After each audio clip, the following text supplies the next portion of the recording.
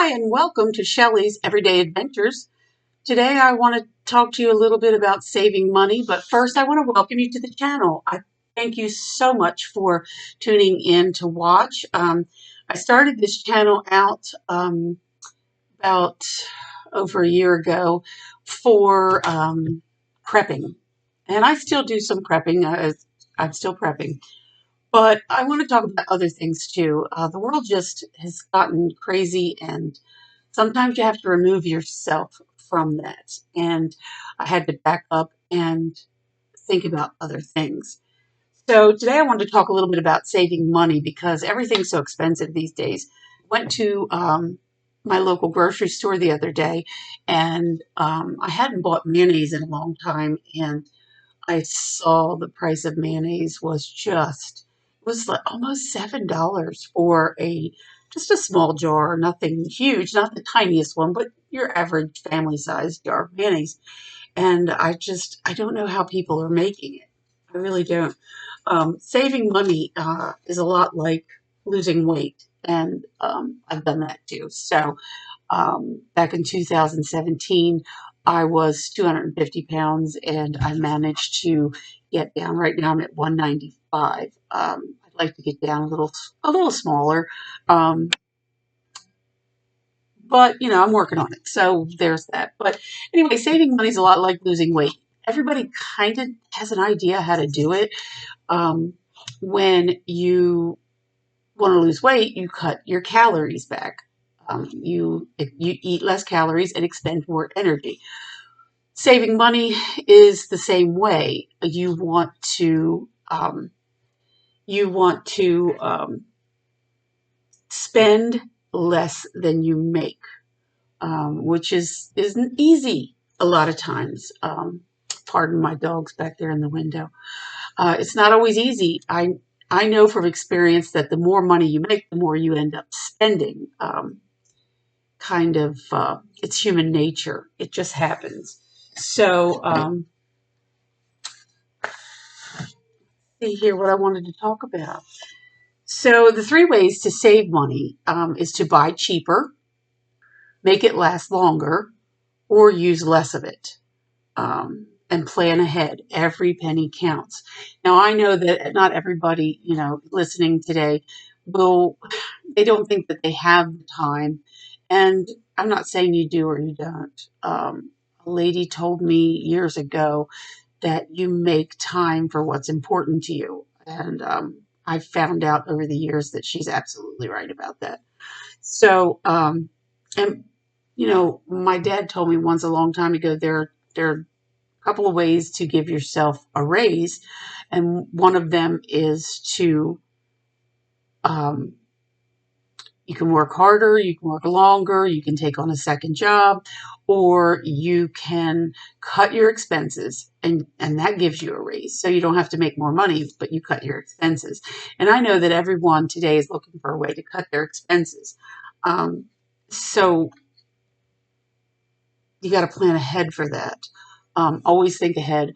My mother she would start sometimes in spring, planning for the next Christmas.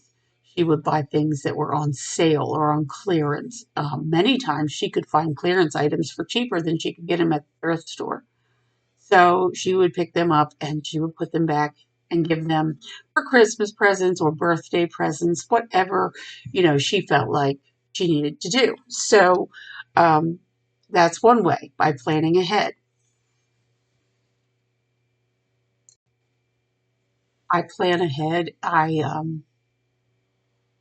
shop for bargains. I look at the newspaper, not even the newspaper clippings, really. I look at the sale catalogs or sale flyers that come out. I check those. My local store is a Martin's, and they are affiliated with giant food stores, and they can be expensive. So, I mean, that's where I found my baby girl back there. That's where I found the mayonnaise for almost $7 for a jar. So, you have to be smart about where you shop. I do go to the Dollar Tree. I do go to the Dollar General. I do utilize my local Walmart. And Sometimes things are cheaper, sometimes they're not. I found a lot of times with the Dollar Tree, you're getting less product for it's now $1.25. And I was in my local Dollar Tree just yesterday, and I asked the lady, I said, I understand that prices are going to be going up to $1.50. And she told me that prices have already gone up on some items in the store. I had bought a pair of sunglasses and they were $2. Of course, their ice is $2. So there's different things that, have gone up.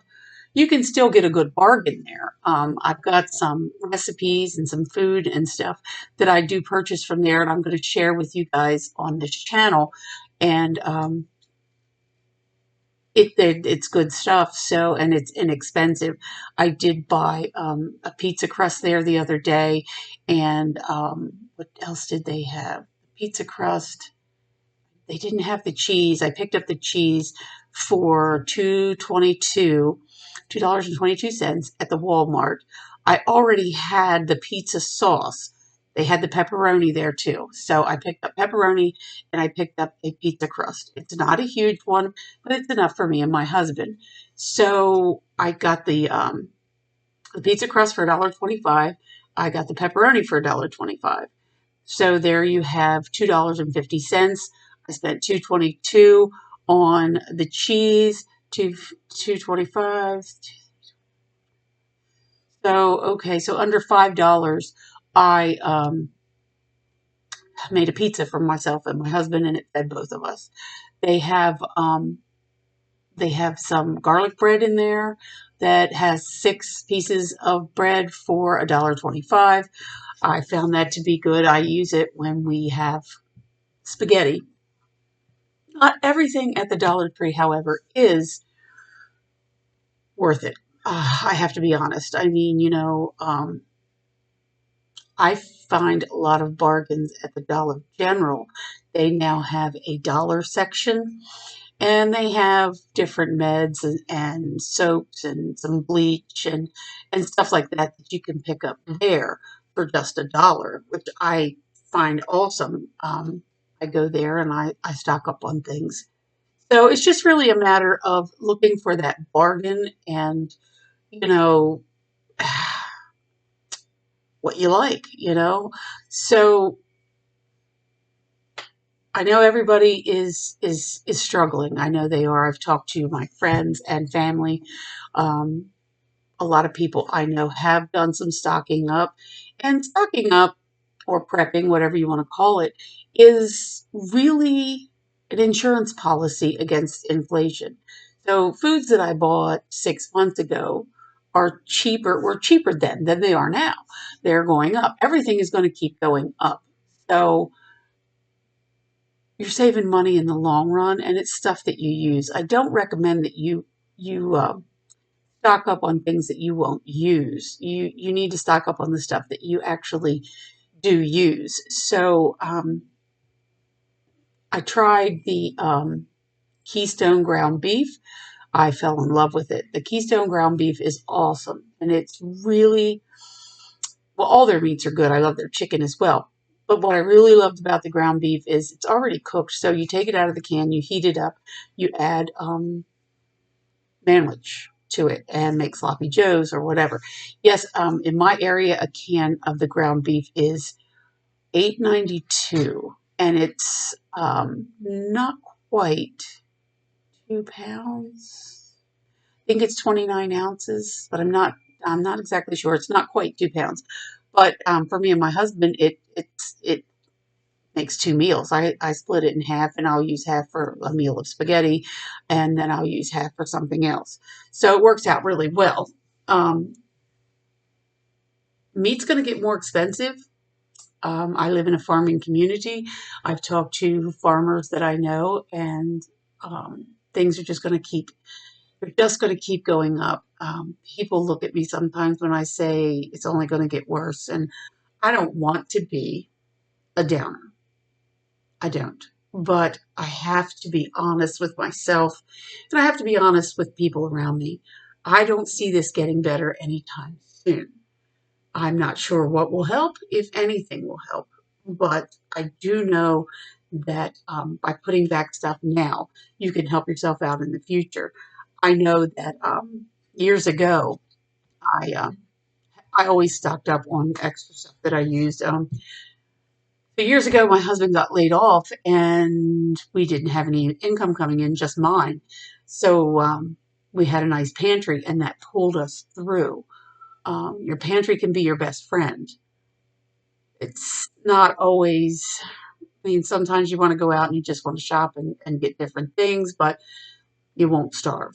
And that's the most important part. And with all the things going on in the world, I'm sure that everybody here is up on the news and knows what's going on. Um, if we end up at war and China decides not to ship stuff to us, then we could be in a world of hurt. So anything that you think you need, I've even gone as far as to stock up a couple extra light bulbs, and I told my husband we needed to get some oil filters for our heater, and we need to get some nozzles for our heater. We do have a wood stove. I don't know if you can see it there in the back, but we have a wood stove, and we use the wood stove. But it's not always cold enough here. Yes, I live in Maryland, and when I was a child, it used to get really, really cold. But in the past 10 years, probably, it hasn't gotten, when we have cold spells, we had a cold spell a couple weeks ago. We use the wood stove every day. But I have a very small house, and the wood stove heats it up so quickly, and it's so hot. It's miserable. So we try to keep the oil heat on low, and we only use the wood stove if it's frigid and the wind is blowing a lot. Where I live, we do get a lot of wind. So I mean, these are things to think about. And I know if you join me on my channel, that you probably are already thinking about this or have thought about it. But I highly recommend a second source of heat, a backup heat. My husband is in HVAC, and I can't tell you how many times when he was in the service part of it, which he's not anymore, thankfully. When he was in the service part of it, he would come home and say, "I don't understand why people don't have any backup heat." And gave it thought before, because we always had backup heat. Even when I was growing up, we always had a wood burning stove. So it wasn't something that I thought everybody had it. I guess I don't know. I mean, thinking back, I guess I didn't think everybody had it, but I thought everybody thought about it. Um, so you need to, consider a source of backup heat in case of storms, in case of your electric going out. The other day we had a tree down, and the electric went out in different areas of our county. And, the worst part of it is it was cold, and, people are cold and they don't have any backup heat. So the wood stove is something that we like to have for backup heat. Now, my husband has mentioned to me that he would like to pick up. It's non-electric, and it's a fan. The fan sits on top of the wood stove, and the heat creates energy and makes the fan move. So you can use the fan without electric, and it would move the heat around the house. You can get those at Tractor Supply. So I told him that we would go pick one of those up this week. I really like the idea of it not having, to use electric. So there's that. There's a lot of things, and I'm going to be talking about them on this channel. The things that you can do to help yourself out, the things that um, you might want to consider that are going to be not, less costly. I'm trying to find less costly ways to do things. I have some recipes for seasoned salt and taco seasonings that I wanted to share. That'll be in another video. I am making soap right now. I wanted to show a video on my soap making, and I will do a video on the fan that I'm going to purchase at Tractor Supply and show you how that works. Um, so I hope everybody is doing well. I pray that everybody is doing well. I really do. I've had a couple of health scares over the past few months, and I've got them all cleared up except for one. I'm waiting to go to the doctor for that to see what's going on with that. I don't really feel like sharing. I'm sorry, but I just wanted to let you know I'm doing okay. I'm doing okay, and I'm happy to be here. I'm happy that you're here with me. Um, we're all in this together. You know, as somebody said, we're all in the same boat. No, not really. We are all in this together, but not everybody's in the same boat. Some people have less money. Some people have no money. Some people are in worse shape monetarily. Um, but we can help each other, and we can get through this together. Again, I want to thank you for being here. Thank you for tuning into my channel. If you like what you see, you can like and subscribe to my channel, and you'll be seeing more of this, how to do things cheaply. As it's right now, it's January. I'm going to start growing some seeds here in the house.